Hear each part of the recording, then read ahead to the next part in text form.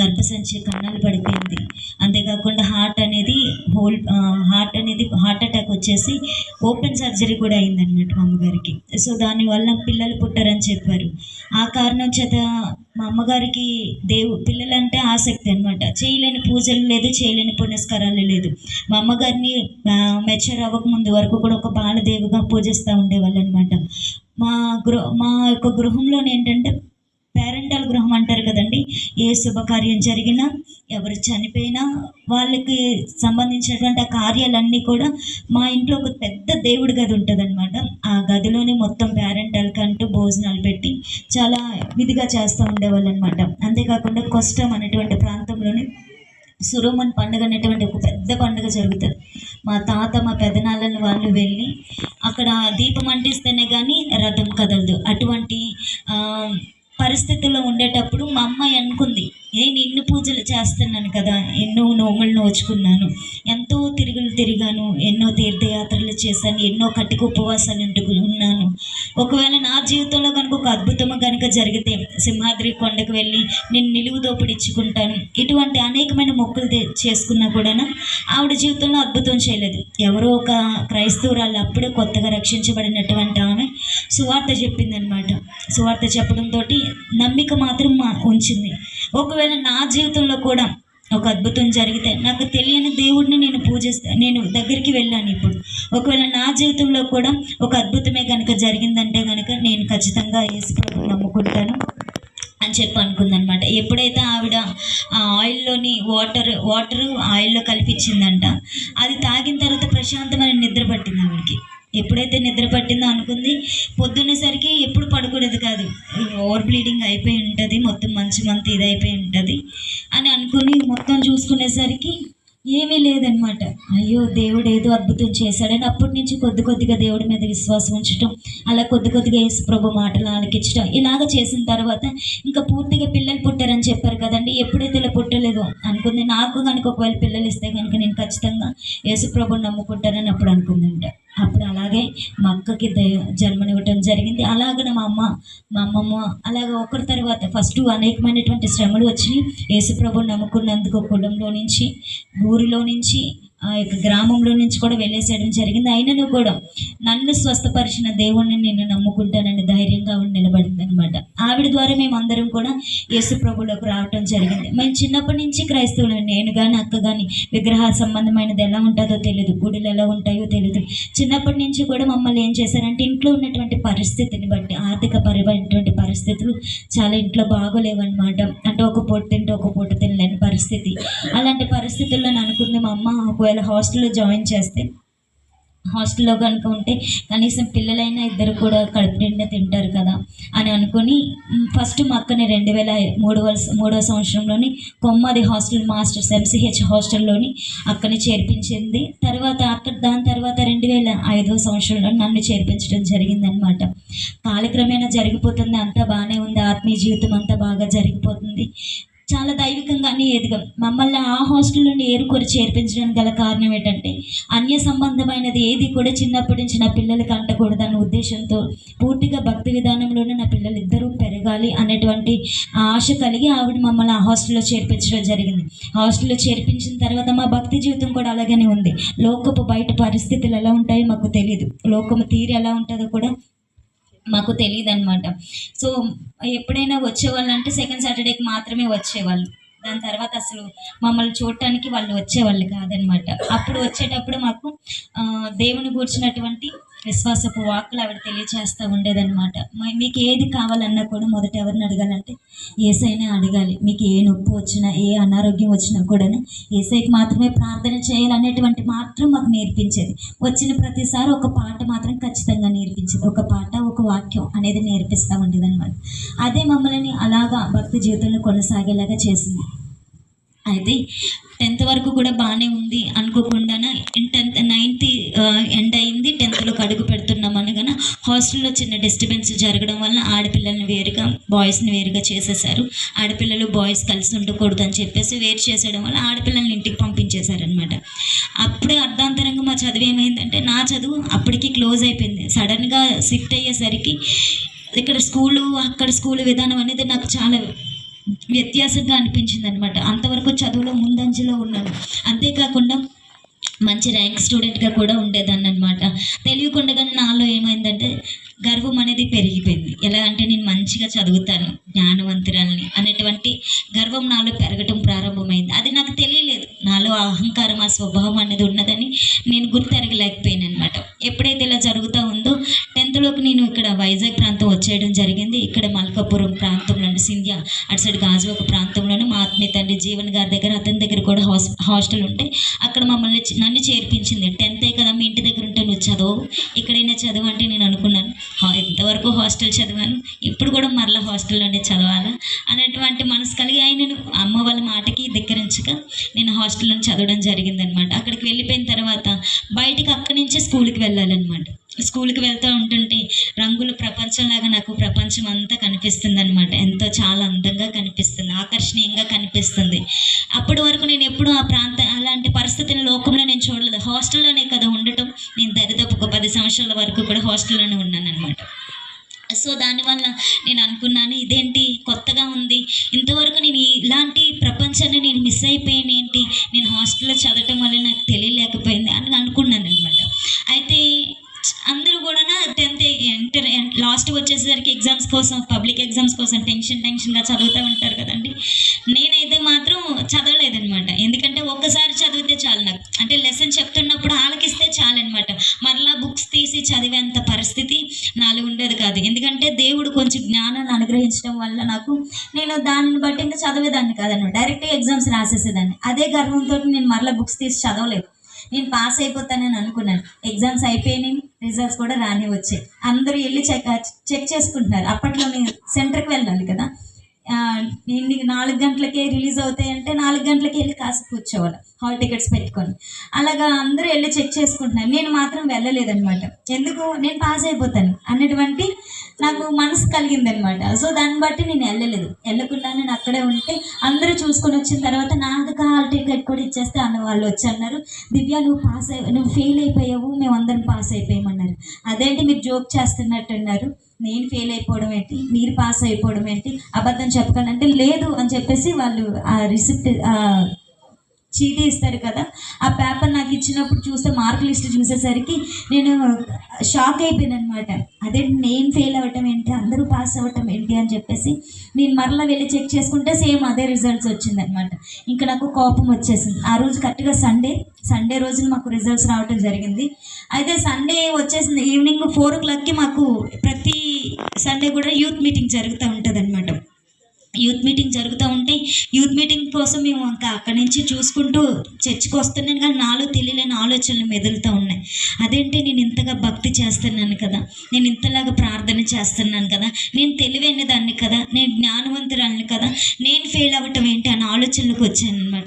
ఆలోచిస్తూ మందిరం దగ్గరకు వచ్చాను. మందిరం దగ్గరకు వచ్చేసరికి మందిరం లోపలికి అడుగు పెట్టాలని అనిపించడం లేదు. నాకు ఏమైందో తెలియదు, కానీ నాకు విపరీతమైన కోపం వచ్చేసింది.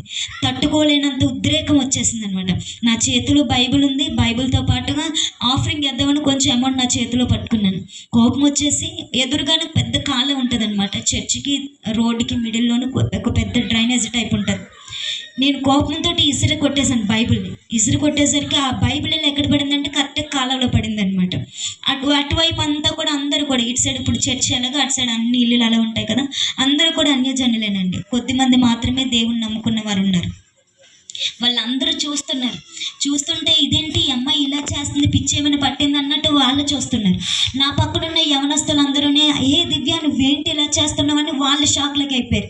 నువ్వు అలా చేయటం ఏంటి అసలు అని అంటే, లేదు దేవుడు లేడు, ఎవరూ లేరు, మీరందరూ నమ్ముకుంది కూడా తప్పే, నేను ఇంతవరకు కూడా తప్పు త్రోవలోనే ఉన్నాను, మీరున్నది సరి అయిన క్రమం కాదు, నేనున్నది కూడా సరి అయిన క్రమం కాదు, ఇంక ఈ దేవుడిలో ఏమీ లేదు, నన్ను ఫెయిల్ చేసేసాడు అని చెప్పేసి అన్నారనమాట. మరి పాస్ అయిన వాళ్ళ పరిస్థితి ఏంటి అని వాళ్ళని అడగడానికి ట్రై చేసినా కూడా నేను వినే పరిస్థితిలో లేను. వారి మాటలు నేను వినిపించుకునేంత వారి పరిస్థితుల్లో నేను లేననమాట.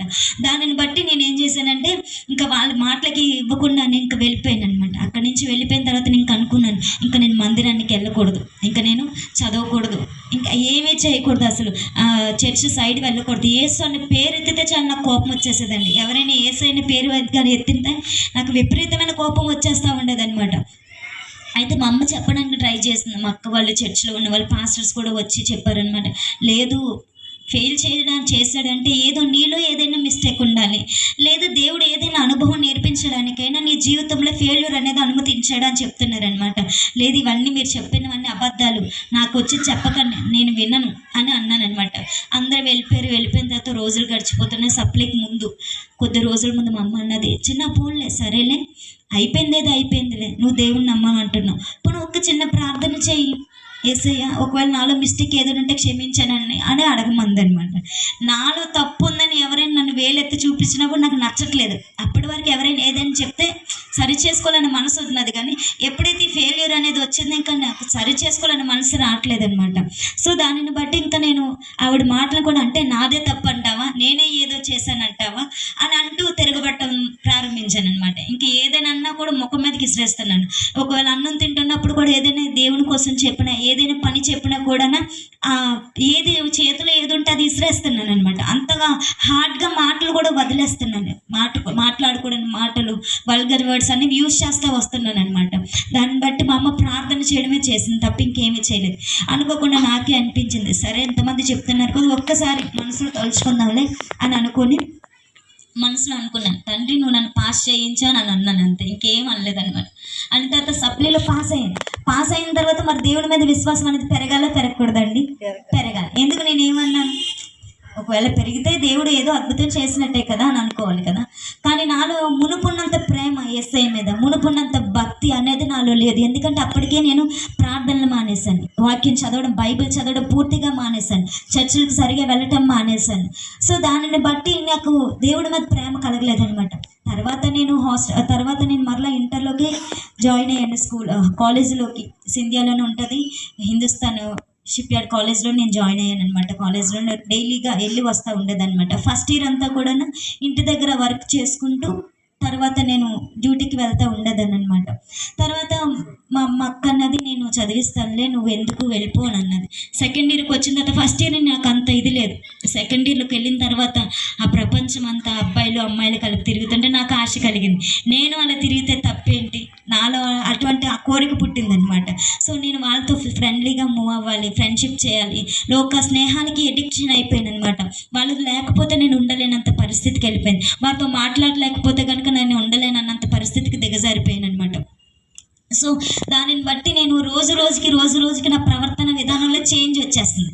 నేను వేసుకునే డ్రెస్సింగ్ స్టైల్ మారిపోతుంది, నా హెయిర్ స్టైల్ మారిపోతుంది, నా మాట తీరు మారిపోయింది, నా యొక్క నడవడిక కూడా మారిపోయింది అనమాట.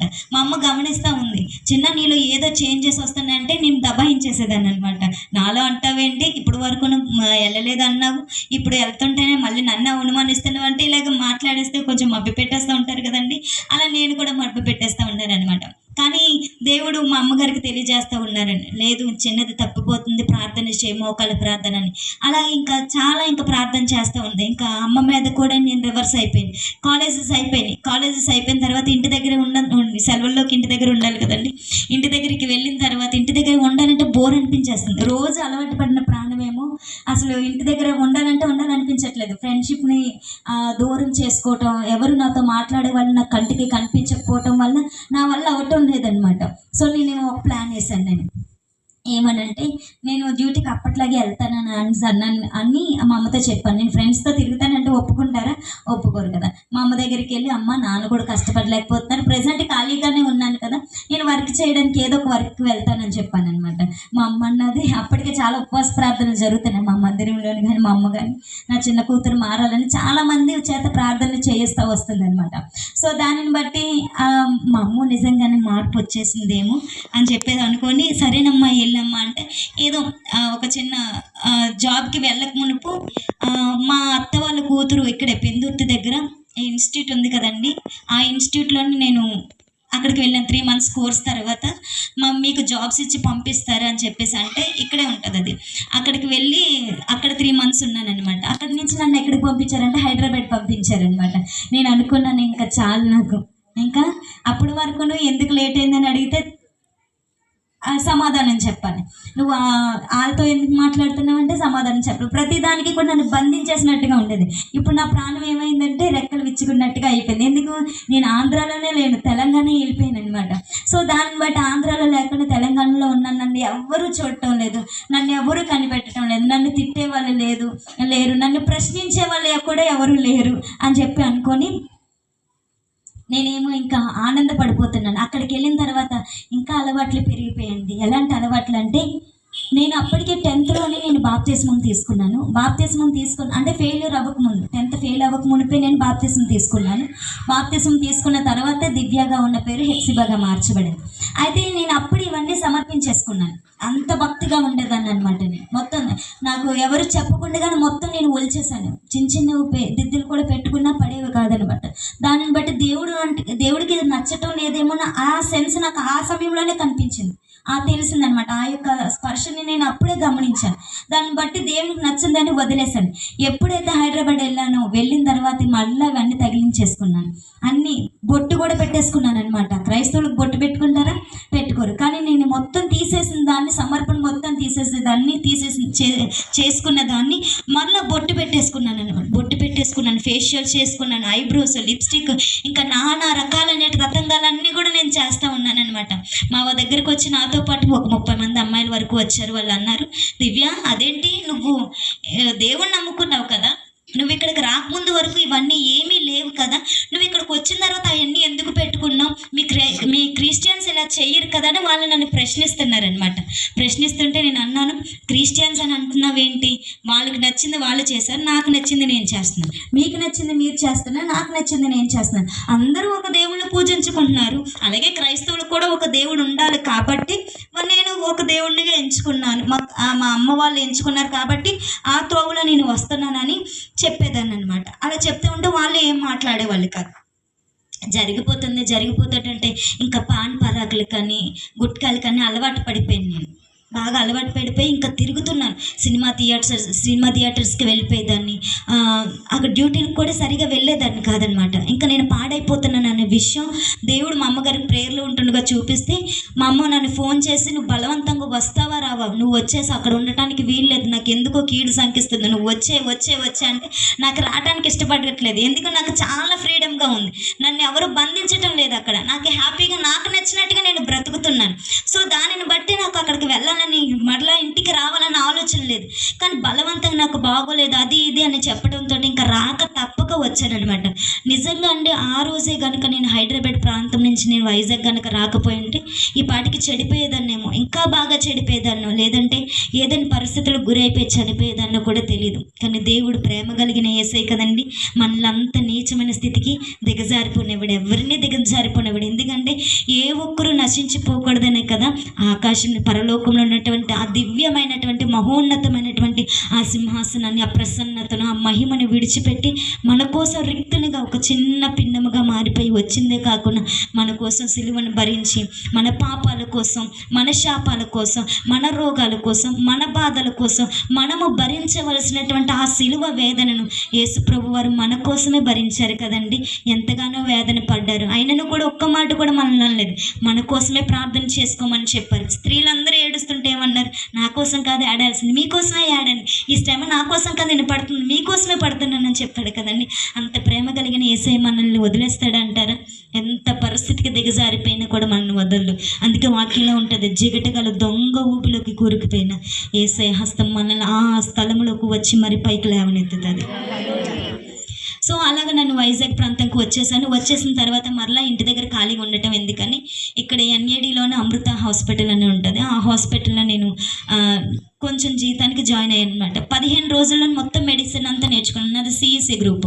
కానీ అక్కడ జాయిన్ అయిన తర్వాత నేను 15 రోజులు మొత్తం డాక్టర్ ప్రిస్క్రిప్షన్ అంతా కూడా నేర్చుకున్నాను. మెడికల్కి సంబంధించిన థెరపీస్, ట్రీట్మెంట్స్, అది ఆయుర్వేదిక్ సంబంధించింది, అదంతా కూడా నేర్చుకున్నాను అనమాట. నాకు అనుకున్నాను, అబ్బా నాకు చాలా తెలివి ఉంది, చాలా అందంతో పాటు ఏముంది తెలివి కూడా ఉంది అనేటువంటి గర్వాలు అనేవి నాలో ప్రారంభమయ్యాయి. అప్పటికి నా చేతిలో అమౌంట్ వస్తుంది, నెల నేను సంపాదిస్తున్నాను.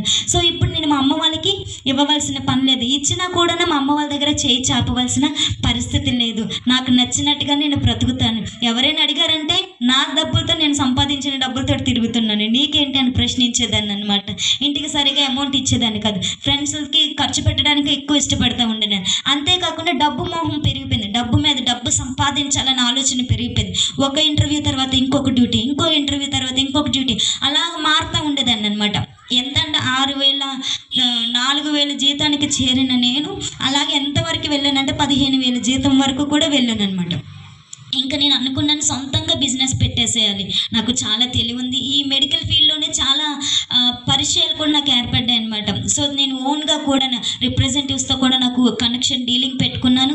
దాన్ని బట్టి ఓన్గా బిజినెస్ స్టార్ట్ చేసేయాలని అనుకున్నానే కానీ అవన్నీ చేయాలన్న సన్నాహాలు నేను చేస్తున్న విషయం నా తల్లిదండ్రులకు కానీ, తోడబుట్టిన వాళ్ళకి కానీ, లేకపోతే దైవజనులకు కానీ నేను ఇంటిమేషన్ ఇచ్చేదాన్ని కాదు. ఇన్ఫర్మేషన్ ఇవ్వటం లేదు. నాకు నేను ఆలోచనలు కలిగి పార్ట్నర్స్ని వెతుక్కొని మాట్లాడేస్తున్నాను అనమాట.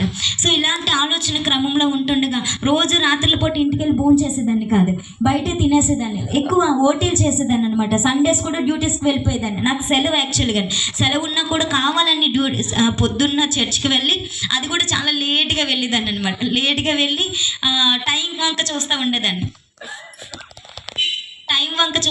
అనమాట. ఎప్పుడు టైం అయిపోతుందా, కూర్చున్నా కూడా ముళ్ళు మెరిట అరిటాక్ అంటారు కదా, అలాగే కూర్చునేదాన్ని అనమాట. ఎంత బేగా అయిపోతుంది అనే టైం కాసి చూస్తూ ఉండేదాన్ని. వచ్చింది లేట్, ఇంకా అలాగా చూస్తూ ఉంటే చెప్పేటోళ్ళకి కూడా ఏముంటుంది, అసలు మనసు వినాలనిపిస్తుందా, చెప్పాలనిపిస్తుందా. నా వల్ల మా దైవజనులు కూడా చాలా ఇబ్బంది పడుతూ ఉండేవాళ్ళు అనమాట. చెప్పలేరు, చెప్పినా కూడా నేను రివర్స్ అయిపోతూ ఉండేది. అప్పటికే మా అక్కకి మ్యారేజ్ అయిపోయింది. పాస్టర్ గారిని దైవజనులు ఇచ్చి అక్కకి మ్యారేజ్ చేసేవారు. అప్పుడు మేము అక్క వాళ్ళ చర్చికి వెళ్తున్నాం అనమాట.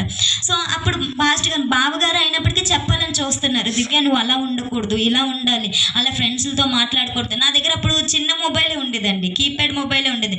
దాన్ని ఒక రేంజ్లో వాడేదాన్ని అనమాట. అసలు ఒక గంట కూడా అయ్యేవి కదా, 100 మెసేజెస్ అయిపోయేవి. మరలా అయిపోతే బోరింగ్గా ఉంటుందని చెప్పేసి మరలా అమౌంట్ వేసుకొని మరలా నేను రీఛార్జ్లు చేసుకొని మరలా నేను చాటింగ్లు చేసేస్తూ ఉండేదన్నమాట. అంత ఘోరంగా ఉండేదన్నమాట. అయితే ఇలా జరిగిపోతూ ఉంది అంటే అనుకోకుండా ఒకసారి నాకు కడుపు నొప్పి రావటం జరిగిందనమాట. ఎంతలాగా కడుపు నొప్పి అంటే చిన్నదే కదా అనుకుని నాకు తెలిసిన వైద్యం నేను చేసుకున్నాను. తగ్గట్లేదు, రోజుకి పెరిగిపోతూ ఉందన్నమాట. రోజుకి పెరిగిపోతూ ఉంటే ఇంకా హాస్పిటల్కి వెళ్ళాను. ఇక్కడే గాజువాకలో నవరత్న హాస్పిటల్ ఉంటే ఆ హాస్పిటల్కి వెళ్తే వాళ్ళు అన్నారు, అమ్మ కొంచెం క్రిటికల్గా కండిషన్లో కనిపిస్తుంది, కేజీహెచ్కి వెళ్ళిపోండి, మీకు అక్కడ టెస్ట్లు అయ్యి గట్రా ఫ్రీగా చేస్తారని అన్నారు. అయితే కేజీహెచ్కి వెళ్ళిన తర్వాత వాళ్ళు అడ్మిట్ చేసుకొని వాళ్ళు అన్ని టెస్టులు చేస్తున్నారు. రక్త పరీక్షలు చేశారు, స్కానింగ్లు, ఎక్స్రేలు, అన్ని టెస్టులు చేస్తున్నారు. ఎన్ని టెస్టులు చేసినా కూడా అన్ని టెస్టులు కూడా ఏమొస్తుందంటే నార్మల్ అనే వస్తుంది. కానీ నాకు పెయిన్ మాత్రం తగ్గట్లేదు. ఏంటి పరిస్థితి, నార్మల్ రావటం ఏంటి, పెయిన్ తగ్గకపోవటం ఏంటి అని డాక్టర్లు ఆశ్చర్యపోతున్నారు. ఏ మెడిసిన్ ఇచ్చినా కూడా సరిగా పనిచేయటం లేదనమాట. ఇంకా ఓవర్గా పెరిగిపోతుంది పెయిన్. అయితే వాళ్ళు గొట్టం పరీక్ష అంటారు తెలుసా అండి, గొంతులోంచి పంపిస్తారు, దాన్ని ఎండోస్కోపీ టెస్ట్ అంటారు. ఆ గొట్టంలోనే సీసీ కెమెరా ఉంటుంది, సిజర్లు ఉంటాయి, కత్తెరలు ఉంటాయి, మళ్ళా వాటర్కి సంబంధించింది ఉంటుంది, గ్యాస్కి సంబంధించింది ఉంటుంది, క్లీన్ చేసే ఐటమ్స్ అన్నీ కూడా ఇంత లావు పైప్ ఉంటుంది, అంత లావు పైపులోనే ఉంటుంది అనమాట. ఆ పైపుని గొంతులోంచి పంపిస్తూ ఉంటారనమాట. ఆ పంపించినప్పుడు ఏమైనా తెలుస్తుందని చూసినప్పుడు అది కూడా నార్మల్ వచ్చింది. అమ్మ అన్ని టెస్టులు చేసేసాం, ఇంకా లాస్ట్గా ఒక టెస్ట్ ఉంది, దాన్ని కొల్నోస్కోపీ టెస్ట్ అంటారనమాట. ఆ కొల్నోస్కోపీ టెస్ట్ ఏంటంటే మోషన్ వెళ్ళే ప్రాంతం నుంచి పంపిస్తారనమాట. ఆ మోషన్ అయ్యే ప్రాంతం నుంచి ఆ టెస్ట్ చేసే ముందు ఏమేమి చేస్తారంటే, ముందు రోజు కడుపు క్లీన్ అయిపోవాలని ఒక పౌడర్ ఇస్తారు. ఆ పౌడర్ తాగిన వెంటనే ఏమవుతుందంటే మోషన్స్ అయిపోతూ ఉంటాయి. అసలుకే కడుపు నొప్పి, 1-2 మోషన్స్ అయితే ఎలాగుంటుందండి, పెయిన్ వస్తుంది. దీనికి తోడు ఒక 15-20 మోషన్స్ వరకు అయిపోయిన మార్నింగ్కి. ఇంకా నా పరిస్థితి చూడాలి, అస్సలు తట్టుకోలేకపోతున్నాను, లేవలేకపోతున్నాను, కూర్చోలేకపోతున్నాను, పడుకోలేకపోతున్నాను, దొర్లేస్తున్నాను, మంచం మీద దొర్లేస్తున్నాను అనమాట. అంత భయంకరమైన పరిస్థితి ఏర్పడిపోయింది. ఏంటి పరిస్థితి అని కనీసం చిన్న తలనొప్పి వచ్చినప్పుడైనా ప్రేయర్ చేసుకుంటారు కదండి, ఏసయ్య నాకు తలనొప్పి వస్తుంది, నాకు బాగు చేయవా ఏసయ్య, కడుపు నొప్పి వస్తుంది ఏసయ్య బాగు చేయవేసయ్య, మినిమమ్ ఎవరైనా ప్రార్థన చేసుకుంటారు. కానీ నేను ప్రార్థన చేయటం లేదు, ఎందుకంటే అప్పటికే నేను ప్రార్థన చేసి చాలా నెలలు గడిచిపోయింది. సో దానిని బట్టి ఏసయ్య అనే పేరు నాకు గుర్తుకు రావటం లేదనమాట. వాళ్ళు ట్రై చేశారు, లాస్ట్కి చేసిన దాన్ని బట్టి వాళ్ళు అన్నారు, అమ్మ నీకు లోపల చేస్తుండగానే ఏం చేశారంటే 6 ముక్కలు తీశారనమాట. నేను చూస్తున్నాను సీసీ కెమెరాలో చూస్తుంటే ఒక పేగ్ అండి, ఇక్కడ నుంచి ఈ పేగ్ ఈ ప్లేస్లోనమాట నాకు సెన్స్ తెలిసింది అనమాట. ఒక పేగు అంతా కూడా అదొక కలర్లోకి మారిపోయింది అనమాట. మొత్తం బ్లూ కలర్గా అదొక కలర్లోకి మారిపోయింది, కమిలిపోయినట్టు ఉంటుంది కదండి, అలా మారిపోయింది.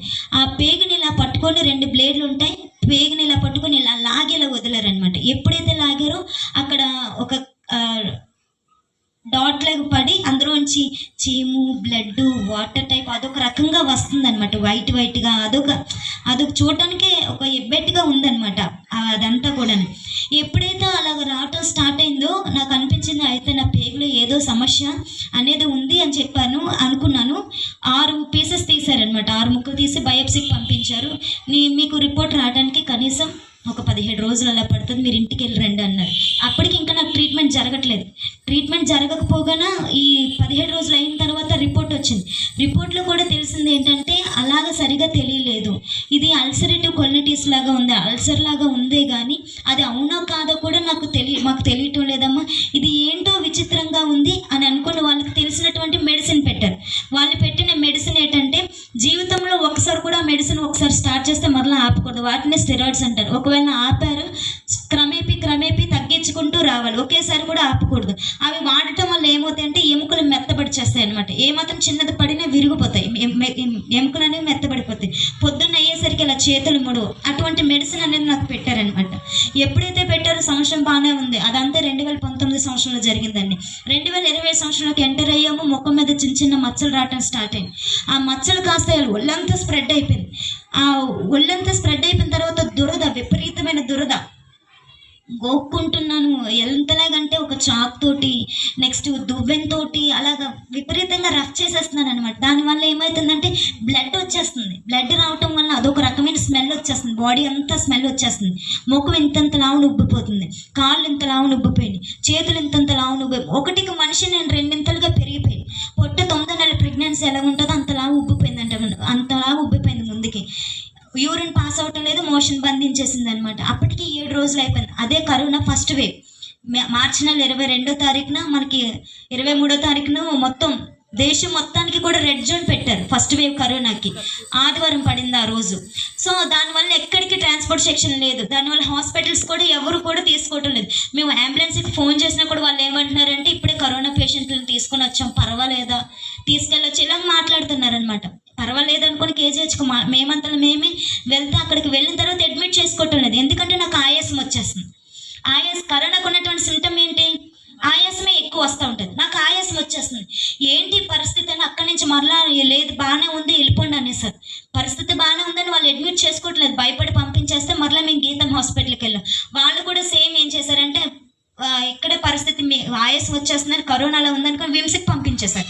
విమ్స్కి వెళ్తే వాళ్ళు అన్నారు ఇక్కడ అందరూ కూడా అబ్రాడ్ నుంచి, ఇతర దేశాల నుంచి వచ్చినటువంటి కరోనా పేషెంట్ని మేము ఇక్కడ ఉంచాము, మీరు ఇక్కడ ఉండడానికి వీళ్ళైతే తీసుకెళ్ళిపోండి, తొందరగా తీసుకెళ్ళిపోండి అన్నారు. మరలా గీతంకి వెళ్తే వారు కొన్ని టెస్టులు చేశారు, హార్ట్కి, లంగ్స్కి, వీటన్నిటికీ టెస్టులు చేస్తే ఇది ఏమైందంటే హార్ట్లో వాటర్ ఫామ్ అయిపోయి ఆ వాటర్ కూడా లంగ్స్లోకి వచ్చి ఆ లంగ్స్ నుంచి మొత్తం బాడీ అంతా స్ప్రెడ్ అయిపోయింది. అందువల్ల ఈ అమ్మాయికి ఆయాసం వచ్చేస్తుంది. మా దగ్గర కార్డియాలజీ డాక్టర్స్ లేరు, ఈ అమ్మాయిని ఎక్కడికైనా తీసుకెళ్ళిపోండి అంటే కేజీహెచ్కి తీసుకెళ్లారు. కేజీహెచ్కి తీసుకెళ్ళినప్పుడు అక్కడ మరలా డాక్టర్స్ అందరూ చెకప్ చేశారు.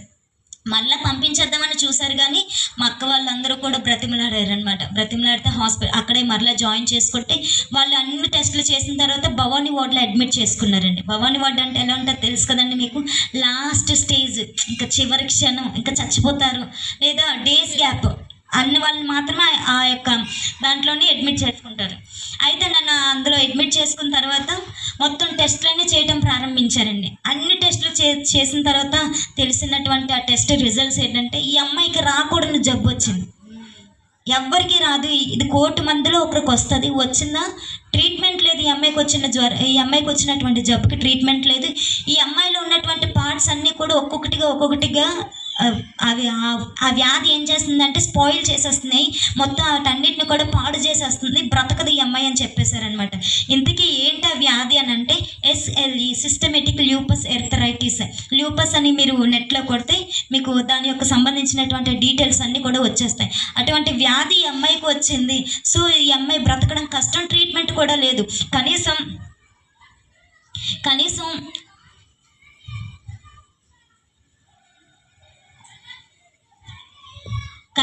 ఈ అమ్మాయి ఏది బయోప్సిస్ ఏమైనా తీసి పంపించాలన్నా కిడ్నీకి కూడా నాకు ఫాల్ట్ వచ్చేసింది అనమాట. కిడ్నీలు 2 కూడా డ్యామేజ్ అయిపోవటం వలన నాకు కాళ్ళు కూడా ఇంత లావు ఉబ్బిపోయింది అనమాట. అయితే వాళ్ళు ట్రాన్స్పోర్ట్ సెక్షన్ లేకపోయినా వాళ్ళు బయోప్సిస్ కూడా తీయలేదు. నాకున్నటువంటి వ్యాధే నాకు ఎదురు బెడ్లో ఒక అమ్మాయికి వచ్చిందనమాట. అమ్మాయిది కొవ్వూరు ప్రాంతం, అమ్మాయికి 20 సంవత్సరాలు, నాకు 21 సంవత్సరాలు అనమాట అప్పుడు. అయితే అమ్మాయికి రావటం వల్ల అమ్మాయికి ఒక ఇంజెక్షన్ వేశారు. అమ్మాయికి బాగానే ఉంది, డోస్ బాగానే ఉంది అని చెప్పేసి సెకండ్ డోస్ వేశారనమాట. ఎప్పుడైతే ఆ డోస్ వేసారో అమ్మాయికి రియాక్షన్ వచ్చేసి అప్పటికప్పటికి ఇంకా గుండెల మీద ఆయాసం, పెద్దగా ఊపిరి తీస్తారు కదా చనిపోయేటప్పుడు, పెద్ద బ్రీత్ తీస్తారు కదా, అలా పెద్ద బ్రీత్ తీసి ఇంకా అమ్మాయి దగ్గరకు వచ్చి డాక్టర్స్ అందరూ ఇలాగ సిపిఆర్ చేస్తున్నారనమాట. చేస్తున్నారే కానీ నేను చూస్తుండగానే అమ్మాయి నోరు వదిలేసింది, చనిపోయింది. ఇంకా నాకు అర్థమైపోయింది అమ్మాయి చనిపోయింది, డాక్టర్స్ బ్రతకరని చెప్పేశారు. ఇంకా నా పరిస్థితి ఏంటి, నెక్స్ట్ నేను కూడా అలాగే అయిపోతాను అని అనుకుంటున్నానే కానీ యేసయ్య గుర్తుకు రాలేదు నాకు. ఆ టైంలో అయినా దేవుడిని గుర్తొచ్చి ప్రార్థన చేయాలి కదండి. ఈ పరిస్థితి అంతా నాకు రావడానికి గల కారణం ఏంటో తెలుసా అండి? నేను డ్యూటీలో ఉండి ఇంటికి వచ్చాను. ఇంటికి వచ్చిన తర్వాత నేను ఒక్కదాన్నే గదిలో ఉన్నాను. గదిలో ఉండేటప్పుడు ఎవరు నా దగ్గర లేరు. అయితే అప్పటికే నేను చాలా విచ్చలవిడి జీవితాన్ని జీవిస్తూ ఉన్నాను. యేసయ్యని కూడా మర్చిపోయి జీవిస్తూ ఉన్నట్టు సమయంలోని నేనున్న గదిలోకి ఒక పెద్ద సుడిగాలి వచ్చింది. ఆ పెద్ద సుడిగాలి ఏం చేసిందంటే నాతో ఆ సుడిగాలి నుంచి ఒక స్వరం మాట్లాడుతుంది. ఆ స్వరం అండి ఎప్పుడు నేను ఎక్కడ వినలేదు. అంత అద్భుతం అంటే భయం కూడా వేసేసింది నాకు. చెమటలు పట్టేసినాయి, ఫ్యాన్ తిరుగుతున్న చల్లగా ఉన్నా కూడా చెమటలు పట్టేసి ఒళ్ళంతా అదొక రకమైనటువంటి వైబ్రేషన్స్ వచ్చేసినాయి అనమాట నాకు. అందులోంచి మాట్లాడుతున్న స్వరం దివ్య దివ్య అని పిలిచారు. ఎవరు పిలుస్తున్నారని, ఎవరు మీరే అని అడిగాను నేను. అడిగితే మరలా రెండోసారి మా బావగారు వాయిస్లోకి మారిపోయి ఆ వాయిస్ ఏమంటుందని మరలా దివ్య దివ్య అని పిలుస్తున్నది అనమాట. పిలుస్తుంటే చెప్పండి అని నేను అన్నాను. అనగానే నాకు సమూయేలు గుర్తొచ్చాడు. పాత నిబంధనలో సమూయేలుతో దేవుడు మాట్లాడినప్పుడు కూడా చిత్తం ప్రభువా నేను ఉన్నానని చెప్పు అని దైవజనుడు చెప్పాడు కదా. ఆ మాటలు నాకు గుర్తుకు వచ్చాయి, ఎందుకంటే నాకు వాక్యాలు కూడా బాగా తెలుసు. ఆ విషయాన్ని నేను చూసుకొని నాకు సమూయేలు గుర్తొచ్చి నేను అన్నా, చిత్తం ప్రభువా చెప్పండి నేను ఉన్నాను అని అన్నాను. అనగానే అందులోంచి మాట్లాడుతున్న మాటలు, తల్లి గర్భంలో రూపించబడక మునిపే నేను నిన్ను ఎరిగి ఉన్నాను, నువ్వు నాకు కావాలి, నేను నిన్ను వాడుకుంటాను అని స్వరం వినిపించింది అనమాట. ఆ వాయిస్కి నాకు టెన్షన్ వచ్చేసింది. అప్పటికి తర్వాత నేను లేచి మొత్తం చూసుకుని మొత్తం అంతా చెమటలు పట్టేసి బట్టలు తడిచిపోయినాయి అనమాట. మా పాస్టర్ గారు బావగారికి ఫోన్ చేసి నేను అన్నాను, ఇలా నాకు ఒక స్వరం వినిపించిందండి, ఏంటి ఆ స్వరం, అసలు ఆ మాటలు ఏంటి, దాని అర్థం ఏంటి అని నేను అడిగాను. అడిగితే పాస్టర్ గారు అన్నారు, దేవుడు నిన్ను సేవకు పిలుస్తున్నాడు దివ్య, ఇప్పటికైనా లోకాన్ని వదిలే, ఆ పాపాన్ని వదిలే, ఆ స్నేహితులను వదిలేసి దేవుని సేవ చేయి, నువ్వు దేవుడు నిన్ను కావాలని కోరుకుంటున్నాడు అన్న. అనగానే టెన్షన్ వచ్చేసింది. అవునా, నన్ను కోరుకోవడం ఏంటి అని అనుకున్నాను. మరుసటి రోజు మళ్ళీ మామూలే నేను పిలిచిన పిలుపుని మర్చిపోయాను. అసలు గుర్తే రాలేదనమాట. మామూలుగా యథావిధిగా తిరిగేస్తున్నా. ఆ పిలుపు నాకు గుర్తుకు రాకపోవటం వల్ల నాకు ఈ శోధన స్టార్ట్ అయిందనమాట. ఎంతలా అంటే 1 సంవత్సరం పాటు వరకు యేసుప్రభు గుర్తుకు రాదు. అప్పటికే కడుపు నొప్పికి కొన్ని నెలల గ్యాప్ వచ్చేసింది. దాని తర్వాత మరలా ఈ వ్యాధికి స్టార్ట్ అయిపోయింది. ఇంకా లాస్ట్ సిచ్యువేషన్ లాస్ట్ ఇంకా మరణం ఇంకా వచ్చేసింది. ఇంకా ఏప్రిల్ 15వ తారీఖు 2020 సంవత్సరంలోని ఇంకా మొత్తం ఫుల్ డెడ్ అనమాట. ఆయాసం వచ్చేసి ఆయాసం వచ్చిన తర్వాత నా అంతా నేనే కాన్షియస్ కోల్పోయాను. నేను ఇంకా ఎదుటి వారు చెప్తున్న మాటలు నేను వింటున్నాను, కానీ నేను రెస్పాండ్ అవ్వలేకపోతున్నాను. ఎందుకంటే నాకు అసలు పని చేయటం లేదు. నాకు కడుపులో వాటర్ ఫామ్ అయిపోయింది, యూరిన్ అవ్వటం లేదని కడుపులో నుంచి వాటర్ తీశారనమాట. ఎప్పుడైతే వాటర్ తీసారో కాళ్ళు చేతులు పడిపోయాయి.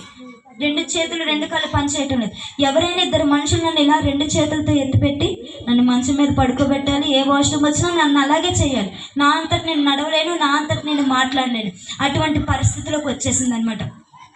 అయితే దానివల్ల ఏంటంటే ఇంకా స్పృహను కోల్పోయాను నేను మొత్తం. అప్పటి వరకు కూడా నేను కళ్ళు చూస్తున్నా కూడా మాట్లాడేదాన్ని, కానీ ఇప్పుడు కళ్ళు మూసుకుపోయినా కానీ వింటున్నాను కానీ మాట్లాడలేకపోతున్నాను. డాక్టర్స్ అన్నారు ఇంకా లాస్ట్ అయిపోయింది అమ్మ, కిందకి తీసుకెళ్ళిపోండి అని అన్నారు. కిందకి IMCU వార్డుకి తీసుకుని వచ్చేసిన తర్వాత ఇంకా డాక్టర్స్ ట్రీట్మెంట్ చేయడం మానేశారు. ఎందుకు, వాళ్ళకి కొత్త ఏంటి చనిపోవడం. చాలామంది మనలాంటి వాళ్ళు బోల్డ్ మంది ఉంటారు కదా. అయితే వాళ్ళు ట్రీట్మెంట్ చేయడం మానేశారనమాట. అయితే మా అక్క వాళ్ళు మా అమ్మ వాళ్ళు వెళ్ళి ట్రీట్మెంట్ చేయండి సార్ అని వాళ్ళు వెళ్ళి బతిమలాడుతున్నారు. ఈ లోపు మా నాన్న మా అమ్మ వాళ్ళు నా మీద పడి ఏడుస్తూ చిన్న నన్ను ఇలా కొడుతున్నారనమాట. అప్పటికి నాకు వాళ్ళకి సమాధానం చెప్పాలనిపిస్తుంది. డాక్టర్ సార్ మాట ఏంటంటే, కొద్ది క్షణాలు ఈ అమ్మాయి చనిపోతే రండి, డెత్ సర్టిఫికేట్ రాసిస్తాను, మీరు సంతకం చేసేయండి అన్నారు. ఆ మాట నాకు వినిపించింది. ఆ మాట నాకు వినిపించింది, కానీ బయట ఏం జరుగుతుంది, నా పైన ఏం జరుగుతున్నది అనేది నాకు తెలియటం లేదు. అయితే మా అక్క వాళ్ళు వెళ్ళి దాని మీద సంతకం కూడా చేసేసారండి.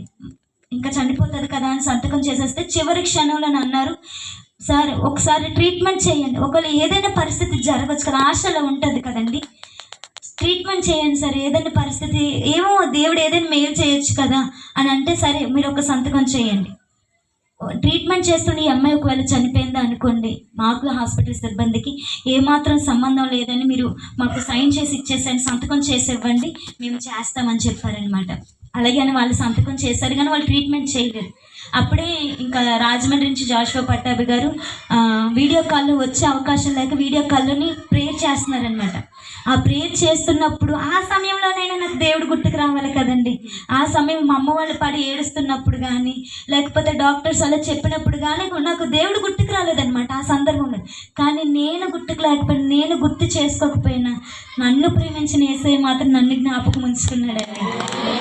తను తానుగా నాకు ప్రత్యక్షమయ్యాడు. నేను అసలు గుర్తు చేసుకోలేదు, ప్రార్థన కూడా చేయలేదు, తండ్రి అని కూడా మొరపెట్టలేదని, కనీసం యేసయ్య అని కూడా మనసులో తలుచుకోలేదు. ఆ సమయంలోనే దేవుడే నన్ను తన్నుగా ప్రత్యక్షపరచుకొని నేను చేసిన పాపాలన్నీ నా కళ్ళ ముందు తీసుకొస్తున్నాడండి. కళ్ళ ముందు తీసుకొని వస్తుంటే నేను చేసిన పాపాలన్నీ చూస్తుంటే నాకే ఏడుపు వచ్చేస్తుంది. తెలియకుండానే ఏడుపు వచ్చేసి నేను వాటన్నిటిని అప్పటికప్పుడు ఒప్పుకోవడం జరిగిందనమాట. ఆ లాస్ట్ స్టేజ్లోనే యేసయ్య దగ్గర నేను ఆ బెడ్ మీద పడుకొని యేసయ్య దగ్గర ఒప్పుకున్నాను. ఏమనంటే డాక్టర్స్కి ఒకటే, ఈ అమ్మాయి బ్రతికే ఉన్నదని రుజువుగా ఏంటంటే నా కన్నీరే, ఇంకా నేను బ్రతికే ఉన్నానని. మా అమ్మ వాళ్ళకి రుజువు ఏంటంటే నా కూతురు ఇంకా బ్రతికే ఉన్నది అని అనటానికి రుజువు నా కన్నీళ్ళే. ఆ కన్నీళ్ళు బట్టి ఇంకా బ్రతికే ఉందని డాక్టర్ల దగ్గరికి వెళ్ళారండి వాళ్ళు. అయితే ఆ టైంలో నేను ఒప్పుకుంటూ ఒక తీర్మానం తీసుకున్నాను, యేసయ్య నువ్వు నన్ను బ్రతికించావి అనుకో, నేను నీ సేవ చేస్తానయ్యా.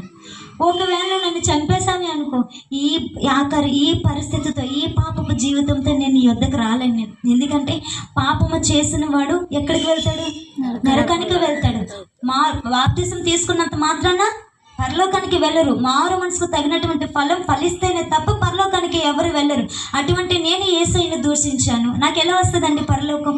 నేను స్నేహితులతో తిరిగాను, తిరగకూడని వ్యక్తులతో తిరిగాను, ఉండకూడని ప్రదేశాల్లో ఉన్నాను, మాట్లాడకూడని వ్యక్తులతో నేను మాట్లాడుతున్నాను. అలాంటప్పుడు నాకు పరలోకం అనేది వస్తుందా? నా మీద నాకే డౌట్ వచ్చి నాకు రాదని కన్ఫర్మ్ అయిపోయింది. నేను యేసయ్యతో మొరపెట్టాను, తండ్రి నన్ను బ్రతికించిన ఆయన నీ సేవ చేస్తాను అన్నప్పుడు నిజంగానే అండి ఆ సమయంలోనే మరలా నాకు మెలకు రావడానికి దేవుడు కృప చూపించాడండి.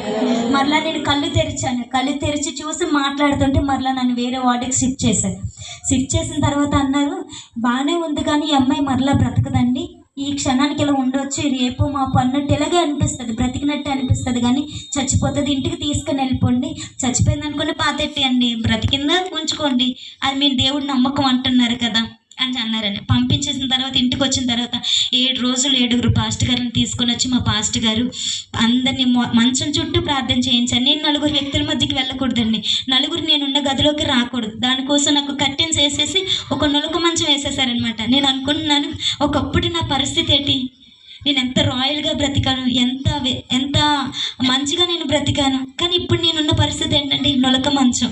4 వ్యక్తులతో నేను మాట్లాడకూడదు, 4 వ్యక్తులతో నేను తిరగకూడదు.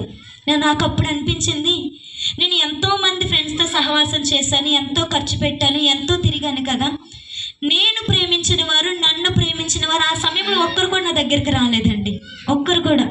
నేను అంతగా తిరిగాను కదా, తల్లిదండ్రులను వదిలేసి, దేవుణ్ణి వదిలేసి, సేవకులను దూషిస్తూ, దైవజనులను దూషిస్తూ ఇంతలాగా చేస్తున్నాను కదా. వాళ్ళు వచ్చారు కానీ ఎవరి కోసమైతే నేను చేశానో వాళ్ళు ఎవరు నా దగ్గరికి రాలేదు. నేను అసహించుకున్న నా యేసయ్య మాత్రం నా దగ్గరికి వచ్చారండి. నేను కాదనుకున్న, నేను వద్దనుకున్నటువంటి యేసయ్య నా దగ్గరికి వచ్చారండి, నన్ను బ్రతికించారండి. ఆ ప్రార్థన 7 రోజులు ప్రార్థన అయిపోయిన తర్వాత అపోలో హాస్పిటల్కి వెళ్ళిన తర్వాత డాక్టర్ గారు ట్రీట్మెంట్ చేయడం స్టార్ట్ చేశారు. డాక్టర్ గారు అన్నారు, ఈ అమ్మాయికి వచ్చిన వ్యాధికి జీవితాంతం మందులు వాడాలి, ఒక్కసారి ఆపేసినా మరలా రిటర్న్ అయిపోతుంది, సో ఒక్కసారి కూడా ఆపకూడదు, మెడిసిన్ పనిచేస్తుందో లేదో తెలియడానికి కనీసం 3 సంవత్సరాలు పడుతుంది అన్నారు. కానీ మహిమ కలిగిన యేసయ్య, ప్రేమ కలిగిన యేసయ్య 3 నెలలు పనిచేయడం ప్రారంభించేయండి వేసుకుంటున్న మెడిసిన్స్. హల్లెలూయా. 6 నెలలకి రిపోర్ట్స్ అన్నీ నార్మల్ వచ్చేసాయి. సంవత్సరంన్నరకి తిరగకుండానే నేను మెడిసిన్స్ అన్నీ ఆపేశాను. నేటికి సజీవంగా ఉన్నానండి. నేను మెడిసిన్స్ ఆపేస్తే చచ్చిపోతారన్నారండి. నేను ఎంత లావు అయిపోయాను కదా, మరలా సన్నంగా అయిపోయాను నేను. ఆ మెడిసిన్ ఆపేసిన తర్వాత మరలా వచ్చేస్తుంది అన్నారు. నేను ఇప్పటికీ డాక్టర్ దగ్గరికి వెళ్ళిన డాక్టర్ ఏమంటారంటే ఇప్పటికి అలాగే ఉంటుంది, మళ్ళీ స్టార్ట్ చేసే అంటారు. వాళ్ళకి తెలియదు మన విశ్వాసం ఏంటని. నేటికి చాలా మంది చనిపోతున్నారండి. నీవు నేను బ్రతికి ఉండడానికి ఒక కారణం ఉంది, అవునా కదా? మనం బ్రతికున్నామంటే ఏదో రీజన్ లేకుండా మనం ఎవరిని బ్రతకలేం. కానీ యేసయ్యకి ఈరోజు ఒక తీర్మానం తీసుకుంటానా, ఈ యొక్క జీవితంతో ఈ పాపిష్టి బ్రతుకుతోటే మీరు పరలోకి వెళ్ళిపోదామని అనుకుంటున్నారా? యేసయ్య దగ్గరికి చేరగలమంటారా? చేరలేమని మనకు తెలిసిపోతుంది కదా. అయితే మోకాలేసి చిన్న ప్రార్థన చేద్దామా? యేసయ్య తోటి మొరపెట్టుకుందామా? యేసయ్య, నాకు ఈ పాపిష్టి బ్రతుకు వద్దు యేసయ్య, ఈ పాపపు తలంపులు నాకు వద్దు నాయన, ఈ పాపం నుంచి నన్ను